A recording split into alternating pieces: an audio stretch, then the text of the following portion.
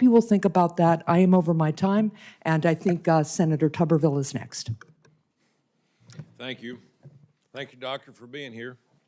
It's always good to run into somebody that's name's harder to say than mine and mispronounced more. You got a hard job in front of you, but I share the ideas and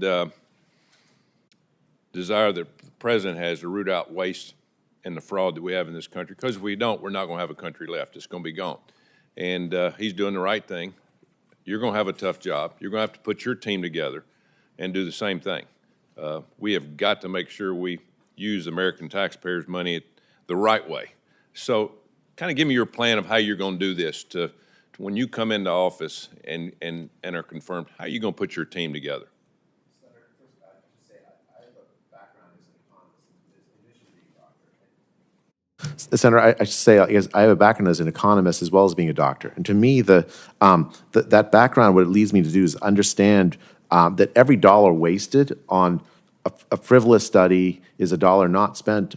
Every dollar wasted on administrative costs that are not needed is a dollar not spent on research. The team I'm going to put together is going to be hyper-focused to make sure that the portfolio of grants that the NIH funds is devoted to the chronic disease problems of this country.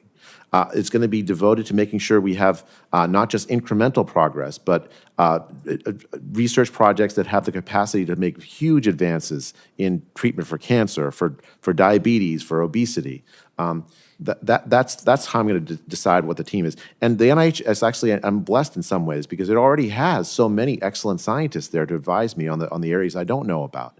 And I want to tap that resource. I want to make sure I talk to every single person who's already a leader at the NIH to understand where those opportunities are. Yeah, well, thank you. You know, for the past 4 years, I've been on this committee, and we've obviously gone through COVID, devastating to not just our country, but the world.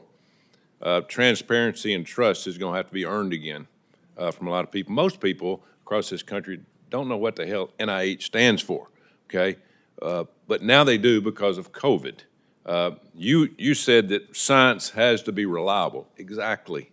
But people also have to trust. You know, we're finding out now we have biolabs in Ukraine where a war's going on, and we're funding them.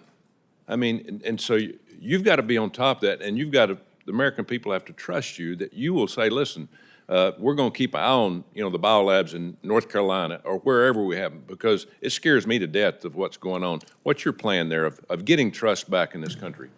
Senator, first of all, I want to make sure that, and I want to work with the Congress to make sure that there's appropriate regulation of any risky research. The NIH should have, I don't think should be doing any research that has the potential to cause a pandemic, and I want to work with Congress to make sure that happens. As far as trust, I think the key thing is we have to be utterly open. If I'm confirmed, I'll be the head of an organization that's a scientific organization. As a citizen, I would often look for FOIA responses from the NIH, Freedom of Information Act requests, and they'd be fully redacted during the pandemic. You can't have trust unless you are transparent. And if I'm confirmed as NIH Director, I fully commit to making sure that the American people can see all of the activities of the NIH openly with limited sort of obfuscation, which is characterized, I think, unfortunately, the NIH's way that they interacted with the American people. And I think that starts with being very visual on television, telling people, you know, the truth. Don't hide anything, because we've been hiding things for years, and that doesn't work. We found that out. You know, Chairman Cassidy and I led a letter to the NIH under the last administration asking questions about a grant that the NIH funded focused on children transitioning genders. The study followed all these children. 2 of them committed suicide. Devastating. So how can we ensure the NIH doesn't grant funds to things like this? Well, first of all, I think it's if you have a negative result and it's politically inconvenient to you, you have an obligation as a scientist to report it, right? So the NIH funds a study that shows that the gender transition doesn't reduce suicide rate among adolescents. That researcher has an obligation to report it, even though she or may think it's politically inconvenient. So I want to make sure that NIH researchers are required to report even negative results. There's ways to do that we can talk about. But I think as far as like the prioritization of studies, as I was telling Senator Paul, I think we want to make sure that the studies are focused on the diseases that really are hurting Americans. Obesity, a lot of the research that it's so easy to come up with examples of. There was one of a shrimp on a treadmill, for instance, that was once funded. I don't.